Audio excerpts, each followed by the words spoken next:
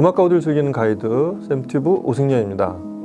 네, 좀 감개무량한 시스템을 들어보는 날입니다. 마크 레빈슨 풀세트. 마크 레빈슨 그 모노블록인 5302 하고 프리앰프 5206, 그 다음에 CDP는 특별히 좀 CDP까지 같이 꺼내봤어요. 5101. 샘튜브 근래 촬영했던 중에 가장 많은 케이블이 들어갔습니다. 이 마크 레빈슨을 보면 그런 게 있죠. 참 그 흔한 말로 주마등 같은 생각들이 쫙 지나가는, 그 소위 특정 제품이나 특정 브랜드나 이렇게 뭔가 이렇게 사람한테 이렇게 뭔가를 떠올리게 하는, 자연스럽게 인위적으로 이렇게 하려고 해서 하는 게 아니라 제품을 보면 이렇게 몇 초 사이에 이렇게 지나가는, 여러 가지가 떠오르는, 지나가지도 않고 뒤에 그냥 떠 있어요. 이런 것들이 뭐 한 대여섯 개가 떠오르는 그런 계기가 있는가 하면 20, 30개, 심지어 셀 수 없을 정도 한 50개가 넘어가는 그런 제품들이 있는데, 마크 레빈슨은 참 많은 그런 생각의 레이어들이 쌓여 있는 그런 제품 중에 하나가 아닐까 싶습니다.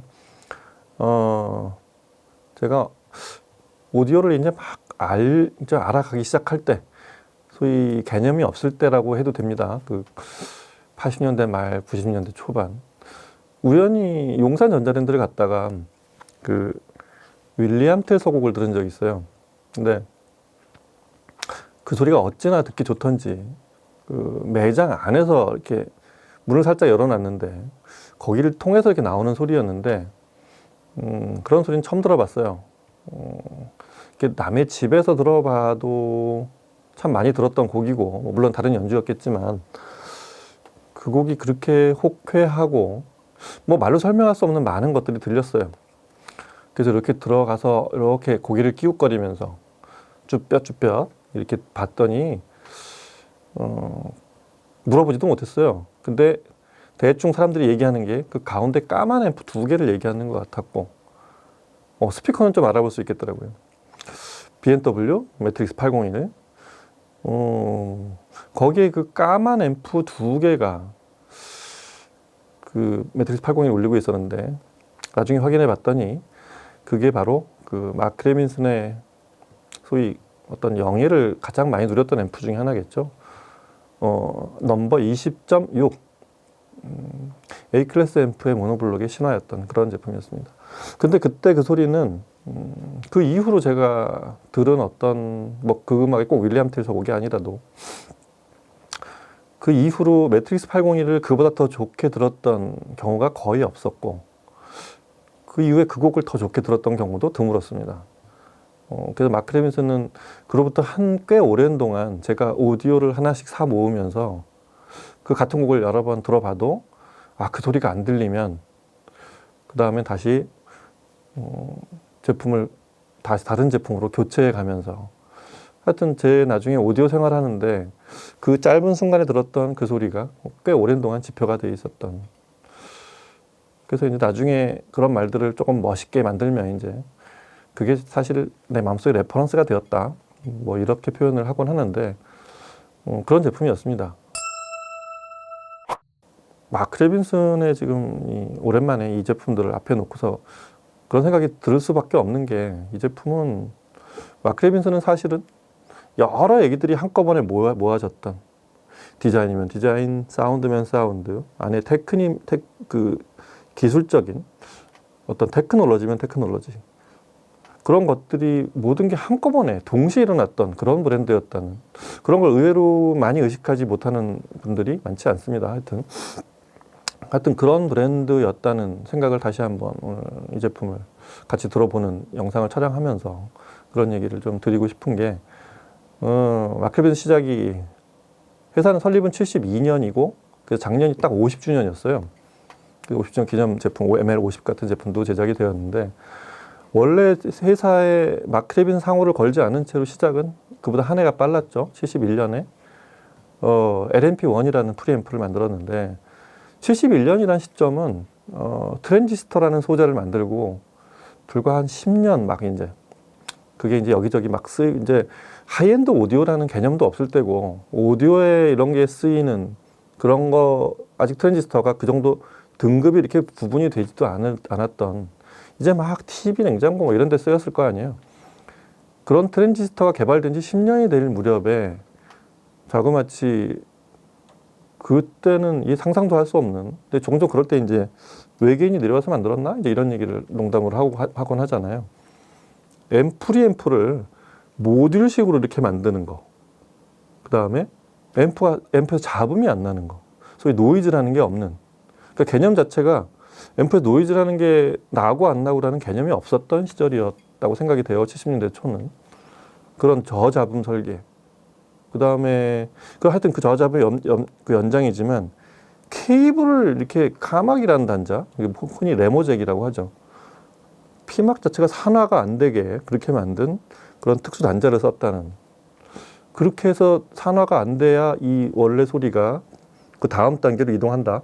뭐 이런 이론을 그때 이미 창안했던 그런 앰프였다는 게 그런 흔적이죠. 그 다음에 전원부라는 거. 전원부를 크게 만들어서 소리를 더 좋게 만든다.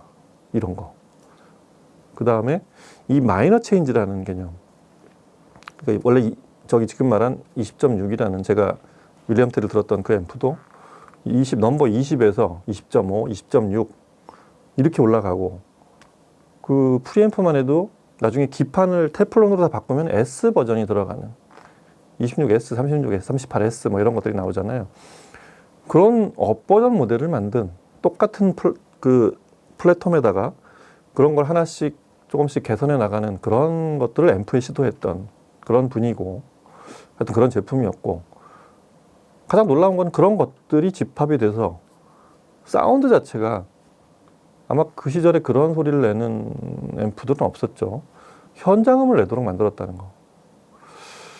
여하튼 그렇게 해서 72년에 회사를 세우고 76년쯤이 되면 이제 그때쯤에 저희가 나왔죠. 그 LMP1의 후계기인 LMP2가 나오고 더 놀라운 거는 이제 파워 앰프를 만들기 시작해요. 그게 좀 더 놀라운 거죠. 바로 ML2라는 파워 앰프.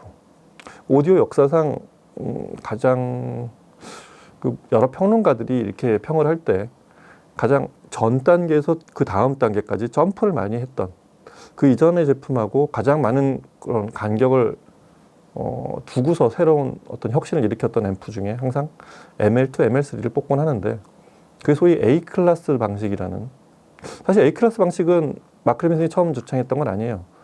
뭐 그 전에 야마하도 만들었었고 뭐 그런 게 시도가 됐었긴 하는데 그런 개념은 있었는데 그걸 하이파이 앰프에서 실제로 스피커를 드라이브할 때 쓴 그런 걸로 제대로 정착을 시킨 사람이 마크 레빈슨이었고 그 브랜드가 마크 레빈슨이었습니다. 여하튼 뭐 그런 마크 레빈슨이 시간이 흘러 이제 그다음부터 좀 안 좋은 얘기들이 많죠. 그 소위 90년대가 되면 그 이전에 80년대에 이미 본인은 그 본인의 회사였던 마크 레빈슨이라는 회사를 이름 자체를 뺏겼죠. 그리고 마크 레빈슨은 이제 첼로를 만들어서 나가고 그리고 마크 레빈슨 그 회사를 공매 처분해서 회사를 없애버리고 이제 마드리갈 오디오 랩이라는 회사를 만들고 그 회사가 90년대 들어오면 이제 통째로 하만 카든의 흡수 합병이 되고 하만 카든은 다시 삼성에 이제 삼성한테 대주주를 넘겨주고 이런 쭉 과정을 이렇게 쭉 흘러오는 동안 우리가 아는 마크 레빈슨의 소리는 잠시 잊혀졌었던 게 사실입니다. 그래서 마크 레빈슨이 없었던 시절에 마지막으로 만든 앰프들이 바로 그 33 거기서 이제 명품들 어떻게 보면 마크 레빈슨의 어떤 극치까지 달려갔던 게 바로 그 시점이죠. 331, 332, 뭐 336까지 가는 그다음에 33H, 33 이런 제품들이 만들어졌던 게 그게 다 그 마드리갈 오디오 랩에서 만들어졌던 제품들이고 그러고서 사실 핵심 멤버들이 그 소위 하만 그룹에 인수가 되면 하만 인터넷에 인수가 되면서 다 빠져나왔었죠. 왜냐하면 하만 그룹의 목표는 지금 삼성도 그렇지만 자동차용 오디오나 하여튼 이런 포트폴리오를 넓혀가는 과정에서 원래 마크 레빈슨의 하이엔드 쪽보다는 좀 이런 버라이어티 쪽을 지향하다 보니 마크 레빈슨의 그 우리가 아는 하이엔드 정신은 조금은 이제 묽어졌었어요. 그리고 또 톰 콜란젤로 같은 그런 분들이 이동을 해서 사실 초기부터 마크 레빈슨 앰프의 설계를 했던 분이자 사실 사운드의 어떤 그 모든 마크 레빈 사운드의 어떤 시그너처를 알고 있는 사람이 이동을 하니까 그 원래 사운드가 구현되는 건 이제 그 다음을 기약할 수 없게 됐었던 그런 시절이 있었습니다. 그러다가 이제 2010년이 지나면 여기서 다시 이제 마크 레빈슨의 부흥 운동이 일어나죠. 그래서 다시 5 시리즈 드디어 3, 4를 건너뛰고 5 시리즈의 시절이 오는데 초기는 하도 오랜만에 제작하다 보니 그렇게 완벽하거나 예전에 마크 레빈슨을 뛰어넘을 만한 그 정도의 어떤 기술이나 이런 것들까지는 오지를 못했어요. 뭐 제 판단이기도 하지만 여하튼 그 시절이 지나서 드디어 옛날 멤버들을 다시 다 규합하기 시작해서 만든 사실상 첫 제품이 바로 그 58 마크 레빈슨 585였죠. 인티앰프. 여하튼 그 다음부터 585는 다시 업그레이드가 됐지만 또 그러면서 이제 네 자리 제품들, 네 자리 숫자의 제품들이 다시 또 마크 레빈슨의 부흥 운동에 불을 붙이기 시작했죠. 580이 5805 그리고 지금 보고 있는 바로 이런 제품들이 다 마크 레빈슨의 넘버 5000번대 숫자가 4개로 되어 있는 이 제품들이 나타나면서 다시 예전에 마크 레빈슨의 그 정도 그 소리까지 이제 다시 복귀를 한 이런 상태까지 왔다고 할 수 있겠습니다. 자, 여하튼 여기서 음악을 좀 듣고서 마크 레빈슨 얘기는 워낙에 할 얘기들이 많아서 이 제품을 살펴봐야 되는 게 오늘 저희가 해야 될 일이라서 일단 소리를 먼저 듣고 5302, 5206, 510, 5101 이 제품들이 어떤 제품들인지 좀 하나씩 살펴보도록 하겠습니다. 음악 들어보시죠.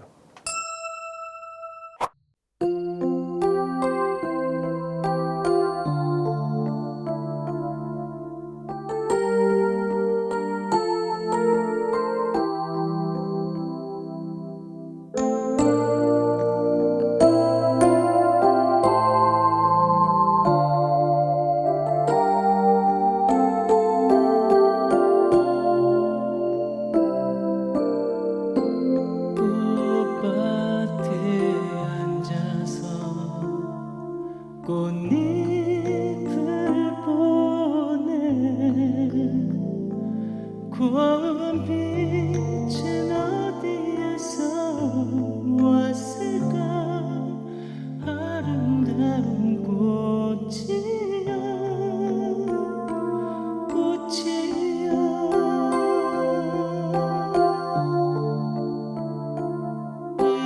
이렇게 좋은 날에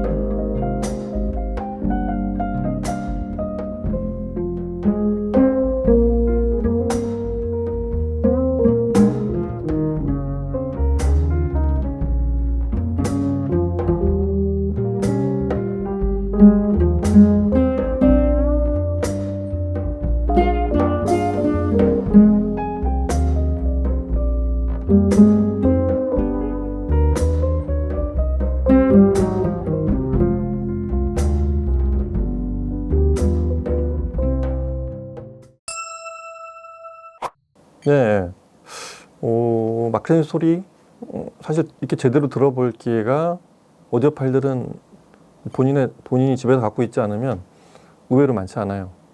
그것도 현재 마크 레빈슨의 약간 좀 영성까지 이렇게 복귀를 못한 그런 또 이유 중에 하나라고 할 수도 있습니다. 많이 보여지지 않는다는 거. 일단 마크 레빈슨의 이 5000번대 저희가 보고 있는 5302 파워, 그 다음에 5206 프리, 그 다음에 5101 CDP. 이 마크 레빈슨 5000번대 제품은 사실은 현재로서는 가장 보편적인 제품. 그러니까 이 아래 제품들은 없어요. 근데 위로 가면 이제 숫자 하나씩 자릿수가 줄기 시작합니다. 세 자리 숫자인 500번대, 그 다음에 얼마 전에 나온 50주년 기념작 ML50 같은 두 자리 숫자가 적을수록 상위 제품이라고 보시면 되겠습니다. 그리고 이 5000번대 제품이 가장 종류가 많아요. 그래서 소스 기기들은 이제 앞에 5로 시작하는 그 5000 다음에 있는 세 자리 숫자 중에 앞이 1로 시작하면 소스 기기예요. 그래서 5101가 CDP고 5105가 바로 그 턴테이블이 또 있죠. 마크 레빈슨 턴테이블 있는 거 의외로 모르는 분들 많고요. 그 다음에 53으로 시작하는 게 이제 다 파워 앰프들이에요. 5302. 그 다음에 프리앰프는 2로 시작하는 5206. 그 다음에 헤드폰이 있죠. 헤드폰은 5909인가 뭐 하여튼 나중에 이제 9로 시작하는 그런 헤드폰도 있고 제품의 종류가 굉장히 많습니다. 일단 이 5302 이 파워는 기본적으로 이게 모노블록처럼 보이시는데 모노블록이 아니고 한 대가 그냥 스테레오 파워 앰프예요. 그래서 오늘 저희 시청은 브릿지로 접속을 해서 그러니까 기본적으로 각각을 파워 앰프로 쓸 수도 그 다음에 두 대를 모노블록이 아니라 정확하게 말하면 브릿지 접속으로 그렇게 좌우를 따로 쓸 수도 있게 그렇게 제작이 되어 있어서 5302 파워 앰프의 정확한 이 명칭은 브릿지업을 모노블록 파워 앰프입니다. 8오hm 기준의 일반 스테레오 모드에서는 175W를 내죠. 그럼 4ohm에는 이제 정확하게 350W가 되고 2ohm에서는 700W가 되는 그리고 이제 브릿지 접속을 하면 8원 기준에 275와트, 그래서 4옴이 되면 다시 2배인 550와트, 2옴이 되면 이제 1100와트 이렇게 올라갑니다. 브릿지 접속을 뭐 제가 굳이 설명할 필요는 없고, 마크 레빈슨이 브릿지 접속으로 이렇게 저기 하게 만든 경우는 의외로 많지 않아요. 대부분이 이제 두 덩어리 이제 모노블록을 쓰게 돼 있는데, 이 5000번대 앰프들은 그래도 마크 레빈슨 중에서는 엔트리라고 이제 분류를 하자면, 스테레오 파워에 쓰다가 조금 출력이 모자라거나 스피커 구동에 약간의 어려움을 느낄 때는 이렇게 두 대를 붙여 쓸 수 있게 만들었다는 그런 확장성을 디자인을 해서 만든 그런 라인업이라고 보시면 되겠습니다. 기본적으로 이 5000번대 전부 디자인은 공통적으로 이 소위 그 마크 레빈슨 스트림라인이라고 이제 보통 해서 묘하게 직선으로만 반듯반듯하게 되어 있는 데서 이렇게 여기 살짝 테이퍼를 주게 만들었죠. 바깥쪽 외곽을 이렇게 앞쪽 패널 쪽을 이렇게 살짝 라운딩이지게 만들고, 가운데 이제 이런 실버톤 이런 패널을 붙이게 만들고, 앞쪽은 전면은 다 글라스로 통일하게 만든. 그래서 이렇게 보면 지금 뭐 이게 앞에 레버가 달려서 그렇지 5302 파워는 레버가 달린 거 외에는 나머지 디자인은 전부 똑같아요. CDP나 프리앰프나, CDP는 뭐 물론 프리앰프는 앞쪽에 이제 노브가 양쪽에 있어가지고 구분이 되지만, 그 기본적인 디자인 플랫폼은 똑같고, 뭐 물론 파워앰프는 옆에 이제 방열핀 같은 게 있다는 거. 이 방열핀도 참 오랜만에 봅니다. 이렇게 방열핀이 쭉 도열한 것도. 여하튼 그렇게 디자인이 돼 있는 그 파워앰프로 설정이 돼 있고요. 프리앰프 5206은 얘가 이전에 마크 레빈슨 프리하고 좀 다른 것들이 많죠. 현 시점 2020년 이후에 나온 제품답게 디지털 소스 이런 뭐 스트리밍이나 기타 뭐 소스기가 뭐든 그런 거에 대한 입출력 인터페이스를 굉장히 빼곡히 갖추고 있습니다. 그리고 기본적으로 DAC를 탑재했다는 거. 마크 레빈슨의 어떤 디지털 쪽의 명성은, 그러니까 마크 레빈슨이 앰프 쪽의 명성이 있고, 90년대 이후에 오면은 이제 디지털 쪽, 또 특히 우리가 아는 31 이런 그런 DAC와 CDT, 또 특히 39 같은 통합한 이제 CD 플레이어, 이런 디지털 쪽의 명성도 대단했죠. 앰프의 명성만큼은 거의 같은 눈높이로 끌어올린 바로 그 디지털 기술이 지금은 이제 32비트 384kHz까지 PCM은, 그 다음에 DSD도 128까지 구현이 되는, 그게 바로 마크 레빈슨의 디지털 명성을 안겨줬던 프리시전 링크 DAC 버전 2죠. 이걸 그대로 탑재했어요. 그리고 최근에 스트리밍 기기들에 대응한 뭐 그런 DAC답게 MQA 풀 디코딩 할 수 있는 그런 회로를 설계되어 있고요. 놀라운 건 이제 블루투스가 돼요. aptX HD 등급이죠. 2496. 이 프리앰프가 그냥 바로 블루투스 신호를 받을 수 있는 그런 설계로 되어 있다는 것도 마크 레빈슨에서는 글쎄 올인원 외에는 저도 처음 보는 것 같아요. 그게 좀 뭔가 이렇게 권위적인 이런 그런 어떤 옛날에 마크 레빈슨 프리하고는 조금 다른 5000번대 제품의 어떤 콘셉트이기도 하고 다르게 설정이 되어 있는 그런 부분이에요. 하지만 원래 프리앰프의 고유의 역할, 마크 레빈슨 프리 중에 가장 큰 역할을 했던 거 예전에 포노단이에요. MN과 MC 포노를 다 쓸 수 있는 그런 카트리지 쓸 수 있는 그런 포노단을 탑재해서, MC는 물론 그 로딩 전압에 따라서 다 설정을 할 수 있게 돼 있는 그런 것까지도 세분화돼 있는, 마크 레빈슨 프리를 예전 거를 그냥 포노 앰프로 쓰시는 분들도 지금도 제 주변에 상당히 많을 정도로 마크 레빈슨의 포노단 명성은 워낙 뛰어났습니다. 그게 여전히 여기 들어가 있고요. 그럼 5101은 사실 오늘은 원래 이제 오늘 제 촬영의 컨셉은 이 5302와 5206 요 세트인데, 마침 저희 시청실에 5101을 오래 쓰고 있기 때문에 같이 CD로 들어봤습니다. 그래서 등장을 했고요. 이거 브릿지 접속으로 이렇게 연결하는 게, 이 뒤에 보면 이제 그림이 이렇게 연결 맵이 나와 있긴 한데, 저도 이 매뉴얼을 봐야지 이렇게 연결할 수 있을 정도로 케이블도 많이 들어가고 좀 복잡합니다만, 접속을 해본 결과는 지금 녹음 들으신 대로예요.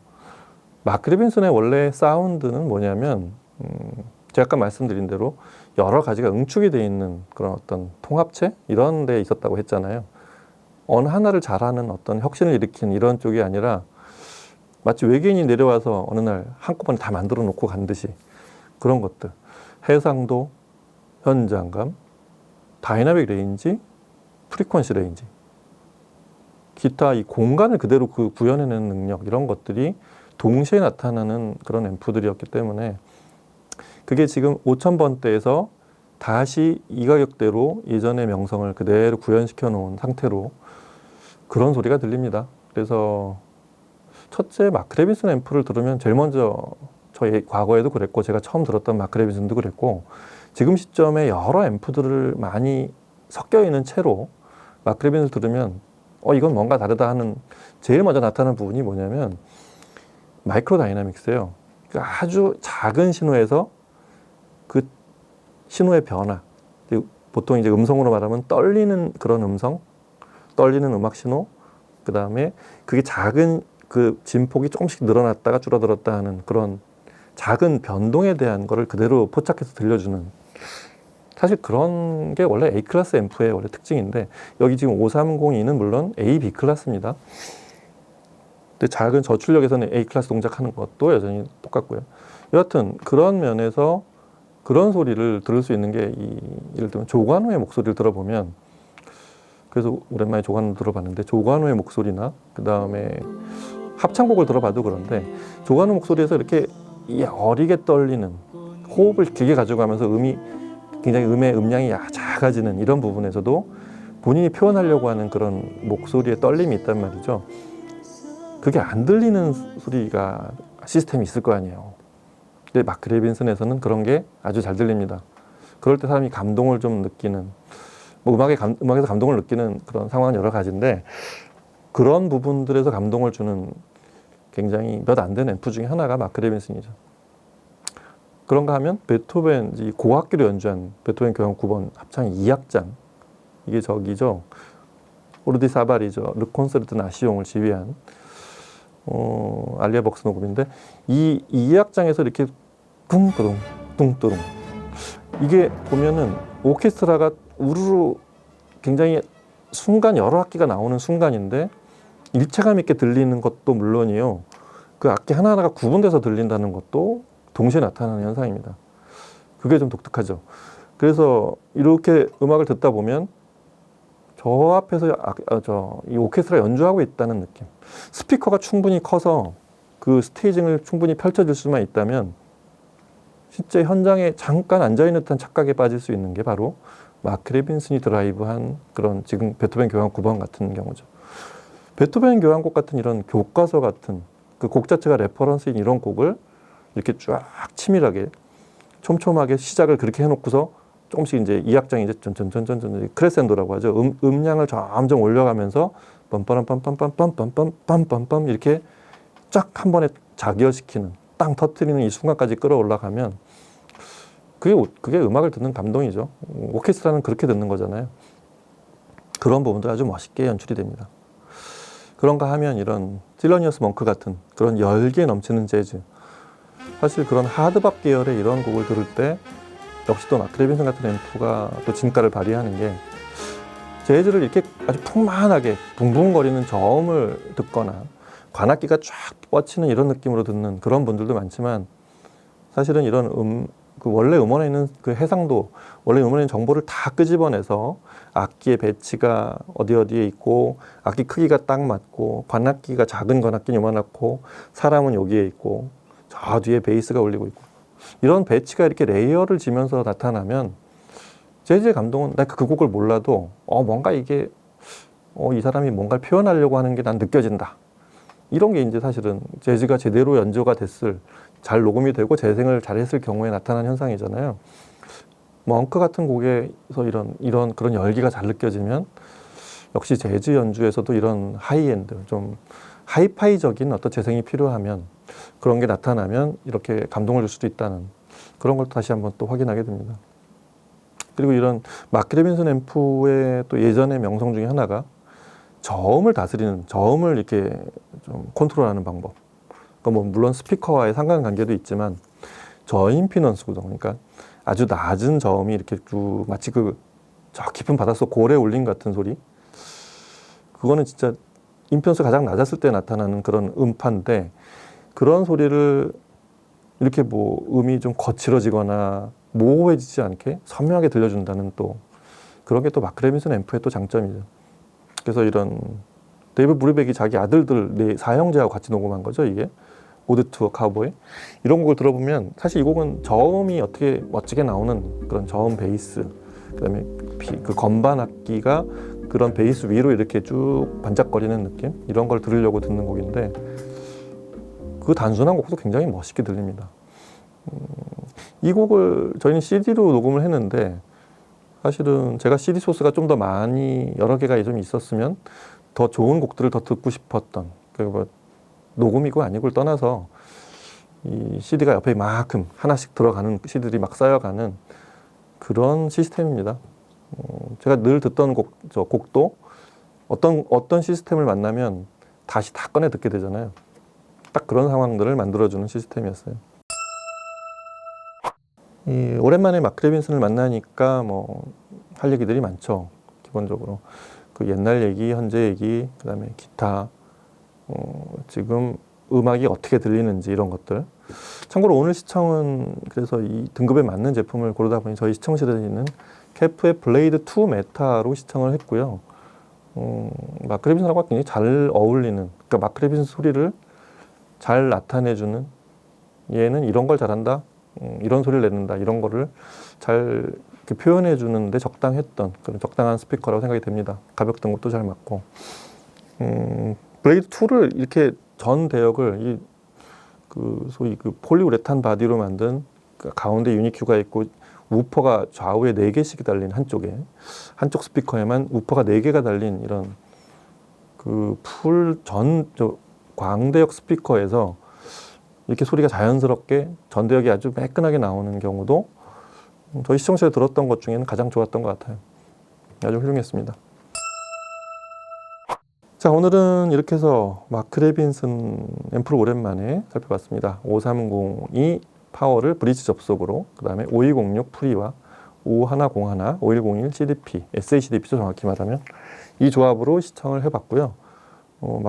마크레빈슨 제품이 아까 초반에 말씀드렸듯이 제 기준이지만 우리가 아는 90년대 소리에 다시 복귀를 했다? 저는 그렇게 표현하고 싶어요. 그런 소리를 들을 수 있는 4,000번대 제품, 5,000번대 제품, 4자리 수인. 이 제품은 과거의 마크레빈슨의 그 시점에서의 제품 가격 등을 생각한다면 상당히 싼 제품이에요. 지금 시점에서 들을 수 있는 마크레빈슨 제품은 위에 53 시리즈, 그러니까 3자리로 되어 있는 숫자보다는 훨씬 싼 가격으로 즐길 수 있는 마크레빈슨이라고 생각이 됩니다.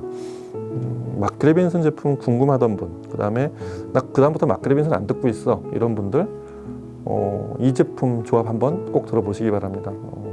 저는 굉장히 좋았거든요. AB 클래스 마크레빈슨을 다시 한번 회상할 수 있는, 옛날 추억이 많이 떠오르는 그런 소리를 들려줄 수 있다고 생각이 됩니다. 오늘 여기서 마크레빈슨 얘기 마치고 다음 시간에 또 마크레빈슨을 만나게 될 수도 있고 다른 제품으로 또 찾아볼 그럴 기회가 될 수도 있겠습니다. 다음 시간에 또 뵙겠습니다. 감사합니다.